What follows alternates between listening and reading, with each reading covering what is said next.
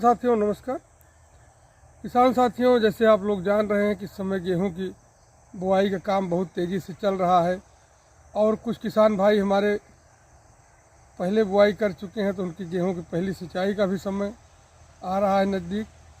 अब बात ये आती है कि हम लोग ऐसा क्या काम करें कि पहली सिंचाई के बाद कौन सा ऐसे उर्वरक डालें, यूरिया के साथ क्या मिला के प्रयोग करें कि जिससे हमारे खेत में खूब ढेर सारे कल्ले निकलें, खेत हमारा कल्ले से भर जाए। अक्सर किसान भाइयों को प्रश्न आते रहते हैं कि खेत सिंचाई के बाद पीला हो जाता है या कल्ले कम निकलते हैं, किसी किसी खेत में किसी में ज़्यादा निकलते हैं। तो उसके लिए हम कौन सा कम्बिनेशन प्रयोग करें, किन किन खादों को मतलब मिला के डालें, तो जिससे जो है कौन सी सावधानी बरतें कि खेत में ढेर सारे कल्ले हों। तो सबसे पहली सावधानी तो ये बरतनी है कि पहली सिंचाई 21 से 25 दिन के भीतर हर हालत में कर देना है, बुआई के 21 से 25 दिन के बीच में। जिससे जो है उस समय जो है क्राउन रूट जो है निकलती है उसमें गेहूं में, और उससे क्या होता है उसी के बाद से उस समय जो है पानी की ज़्यादा ज़रूरत पड़ती है। अगर उस समय नमी कम हो जाएगी तो क्राउन रूट का अच्छे से विकास नहीं होगा और फिर वो फसल की बढ़वार और कल्ले निकलने सबके लिए वो प्रभावित करेगी। दूसरी बात का एक विशेष ध्यान देना है कि जल भराव ना होने पावे। जैसे कुछ लोग ऐसे फ्लडिंग कर देते हैं, पानी भरते हैं, नहर का पानी आ रहा है, ट्यूबवेल का पानी है, खोल दिए रात में बिना। इसके लिए क्या है, जैसे गेहूं का है छोटी छोटी क्यारियां बनी हैं, छोटी छोटी इसी तरह से क्यारी बना लीजिए कि जिसमें आप आसानी से एक एक क्यारी में पानी भरते रहिए और जो एक्स्ट्रा पानी है उसको उतार के दूसरे पानी में दूसरे मतलब क्यारी में लगा दीजिए। तो जल भराव नहीं होना चाहिए, पहली सिंचाई हल्की होनी चाहिए। अब उर्वरक कम्बिनेशन की बात आती है कि कौन कौन सी उर्वरक डालें।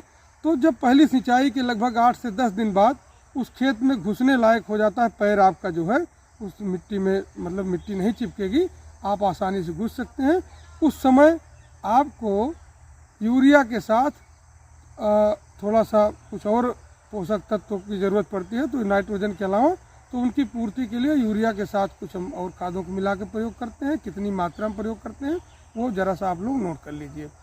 तो 40 किलोग्राम यूरिया, 6 किलोग्राम आपका सल्फर 90% WDG का, और 6 किलोग्राम माइक्रो न्यूट्रिएंट मिक्सचर जो आते हैं जिसमें मल्टीप्लेक्स मल्टी न्यूट्रिएंट्स इस तरह से अनेक नाम से आते हैं, जिसमें आपके जिंक से लेकर मॉलिब्डेनम और क्लोरीन सारी चीज़ें जो है सारे तत्व छोटे छोटे जो उसमें रहते हैं वो जो जितने हमारे पौधे को ज़रूरत है वो जो है उसमें रहते हैं। और जब उसका हम प्रयोग कर देते हैं तो खेत में जो है सारे पोषक तत्वों की जो कमी रहती है वो दूर हो जाती है और पौधे का विकास अच्छा होता है। ढेर सारे कल्ले बनने लगेंगे। जैसे आप 10 दिन बाद आप डालोगे और उसके 10 सिंचाई के और 10 दिन बाद फिर आप जब जाओगे खेत में तो पूरा खेत आपका कल्ले से भर जाएगा। तो जब इस तरह से आप पहली सिंचाई से 10 दिन बाद इसका प्रयोग करें, एक बार फिर से आप लोग नोट कर सकते 40 किलोग्राम यूरिया, 6 किलोग्राम जो है सल्फर 90% WDG और 6 किलोग्राम माइक्रो न्यूट्रिएंट्स मिक्सचर जिसमें कैल्शियम, मैग्नीशियम, जिंक, मॉलिब्डेनम ये सारे तत्व उसमें मिले हुए होते हैं जो फसल के लिए ज़रूरत। तो इसको सबको मिला के एक जब टॉप ड्रेसिंग जब कर देते हैं तो कल्ले उसमें अच्छे से आते हैं। और एक विशेष ध्यान देना है कि अगर आप कभी भी सिंचाई के बाद आप देखते हैं पहली सिंचाई के बाद कुछ किसान भाइयों के खेत में पानी लग जाता है तो पर्णीय झुलसा का प्रकोप हो जाता है, पीलापन आ जाता है और लोग उसका इंतज़ार करते हैं कि धीरे धीरे अपने आप हरा हो जाएगा। ऐसी स्थिति में क्या होता है कि 15-20 दिन का समय जो है उस पीलापन को दूर होने में लग जाता है, हरापन आने में लग जाता है। तो वैसा इसलिए होता है कि तो पानी लग के जल भराव की वजह से हो गया। दूसरा क्या होता है पर्णीय जो है उसमें झुलसा लग जाता है, उसके लिए आपको डाइथेनियम 45 की 2.5 ग्राम मात्रा प्रति लीटर पानी में घोल बनाकर एक छिड़काव भी कर देना चाहिए कि जिससे जो है जो भी दाग धब्बे पत्तियों पे है, झुलसा है, पीलापन है, वो दूर हो जाएगा।